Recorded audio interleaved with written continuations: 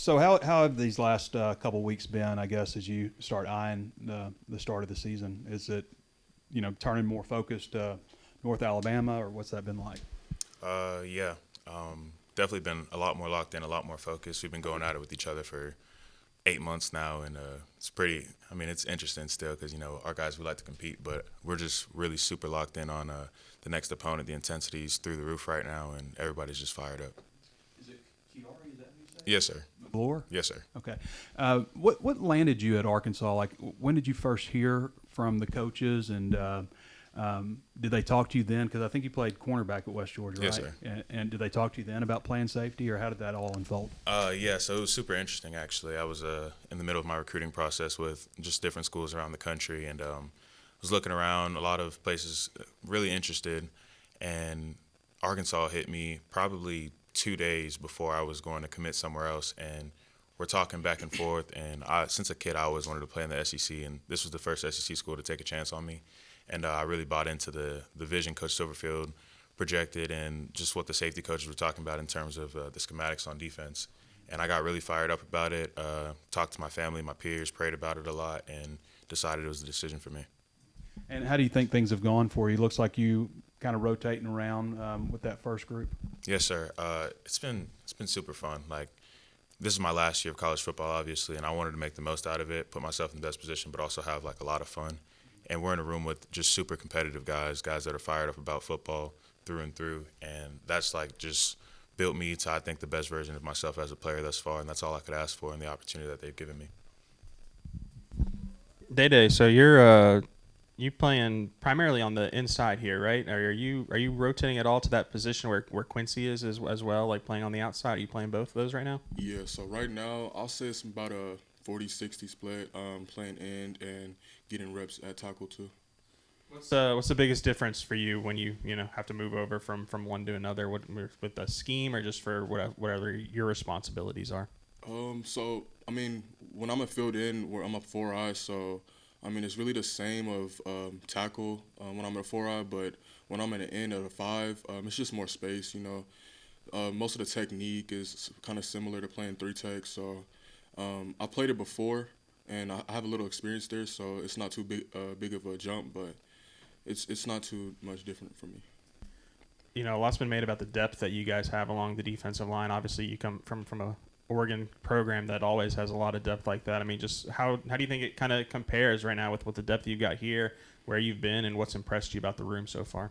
Yeah, the depth is a great thing because, I mean, when we're going and then it's game day, we're going to need guys to sub in and keep that flow going and keep that intensity up during game day. So I think we got pretty good depth in the D-line room.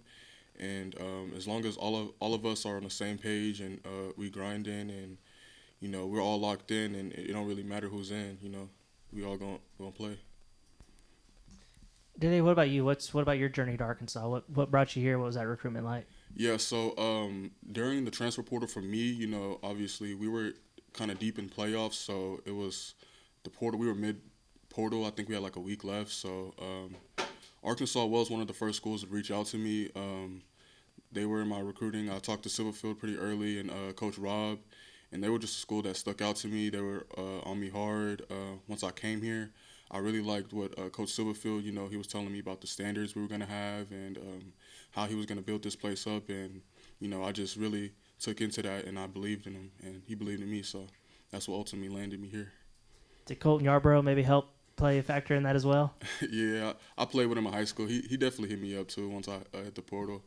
He wanted me to come here, too. I talked to him once I came here, but, yeah, we got a little background, so, yeah. You got a brother, Craig? Yes, sir. I got a twin brother, yeah. Yeah, and his name's Craig? I mean, yeah, they call him Craig. His name is Xavian. They call him Zay, and Right. I'm Day. Right. So it's Day Day and Craig off of yeah, Friday. yeah, something like that. Sometimes, yeah. when did that pop up? When did start being called? I mean, yeah, when we were younger, I forgot who said it, but when the movie came out, somebody said something about it, and then kind of just stuck. It was just like a joke, but yeah. Where's your brother at? He's in Texas right now. Mm-hmm. Yeah. So, you're from Oklahoma, right? Is that right? I'm originally from Texas. I transferred to Oklahoma my sophomore year of high school.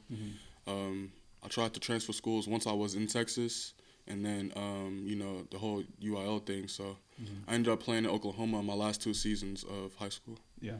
And then what took you all the way out to Oregon?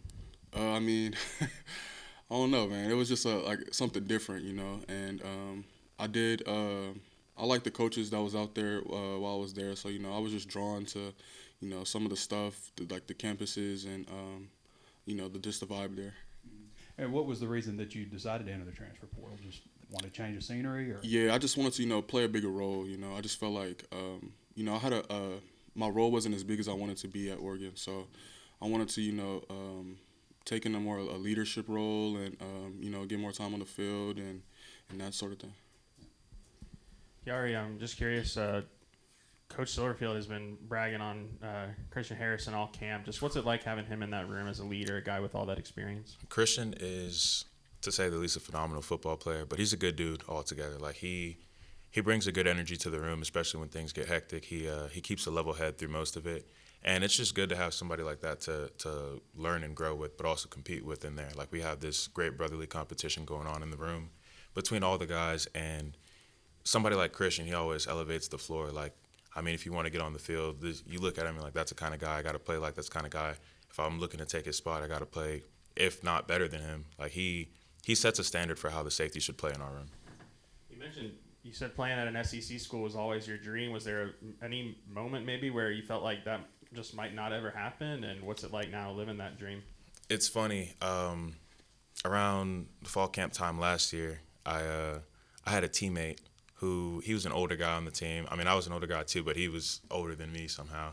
And me and him, we sat down and we had a talk. He was like, dude, like if you want to play at the levels you aspire to play at, which we all talked about SEC play and all of that, he's like, you gotta tune it up. And I had a coach, he was always on my tail. All my coaches over the past 2 years, honestly, they were really good about lighting a fire under my tail. Like the frame is there, but it's all about what you're putting on tape and the work that you put in day to day. Like if you want to play in the SEC, you gotta live up to that standard daily. And I'm super appreciative, super grateful for them, because I don't think I'd be here today without those conversations, without those instances where somebody's pulling me whenever I don't feel like I have it. So just to be here today it's a blessing, man. It's a blessing. I don't want you to speak ill of your former program, but what's the best part about, whether it's like the locker room, the food, the facilities, what's kind of been like the most eye-opening experience about being at an SEC program like Arkansas? I think the part of this program that I've benefited most from is the training room, not in terms of injuries, but just getting ahead of things. We have an amazing staff in there, and I've gotten well acquainted with them, and they've helped me just not only stay on the field, but improve myself as a player in terms of my health, my flexibility, whatever nicks and bruises I may be feeling. So it's super helpful to have those resources. You mentioned always wanting to play in the SEC and having coaches that got after you. Is that something that coaches at that level, at the FCS level, are even talking about? Like, hey, if you want to move on to an SEC program, you got to do this. Is that something that they dangle in front of you? Yeah, I mean, especially in terms of NIL and the transfer portal, it's all just being super realistic. We had a talk with our coach today just about like how real the college football world has gotten, and at the FCS level, they're very well aware that a good enough player is looking to move on to a bigger platform to put himself in the best position to play at the next level. You mentioned that you were a couple of days away from committing somewhere else before Arkansas got in the picture. Can you share where you were maybe heading? Or I'd rather just keep that on the low. It was great schools, great coaches reached out. They all had great visions as well, but I think Coach Silverfield and his vision, it triumphed it all for sure. And I was looking, your hometown in Florida, it rang a bell. I think there was a guy that played at Arkansas that came from there as well. I don't know if you're aware of it. Just how aware were you of Arkansas coming up through high school? So I've always seen like Arkansas games. I watched the SEC through and through growing up, but it was actually my cousin, whenever Arkansas first reached out, me and him were hanging out, and he starts giving me the whole rundown on everything Arkansas and everything in like the Ozark area. So I thought it was just super interesting to have him right there with me at the time whenever they reached out. But truthfully, I didn't know much about Arkansas, so that was probably the biggest gamble, so to say, with me coming out here. Like I was coming to a completely new environment. Your cousin familiar with Arkansas? Like, has he been out here? Or? No, he's just randomly educated on this side of the country. It's odd, but he's a smart dude. Daddy, what do you think about the defensive line depth? I mean, the guys you added with, having Quincy back and then adding Carlin and Trajan and Hunter, some of those guys. Yeah, I think we got some smart guys on the defensive line that can communicate well, play physical, and play hard. So, I mean, the depth we have is great. We got guys like Hunter who knows the defense inside and out. Carline, real physical at the point of attack, and then Quincy, he's just a big freak. So, I mean, we looking good right now, playing hard and just knowing the technique and knowing our plays is something that's really key for us. What has it been like with Coach Cotton and Coach Wilkerson? What kind of characters are they? Yeah, I mean, they like sweet and sour. So, shit, some days, they're going to be on our ass real hard, but they're going to coach us real hard, too. Wilk definitely, me and Quincy joke, we call him Sergeant because, he's real hard on us. He's real strict. And then Coach Cotton, he's going to come and he's not more of a, like strict as Coach Wilk, but, he's going to be in your ear and tell you how good you're getting and what you need to work on and things of those natures. So it's kind of like a good cop, bad cop. Yeah, something like that, yeah. Real quick, y'all have added a few safeties that have kind of joined really, really late, but it's kind of all up in the air. I mean, what's that like, having these guys that are probably going to be your teammates, but it's still kind of up in the air and everything?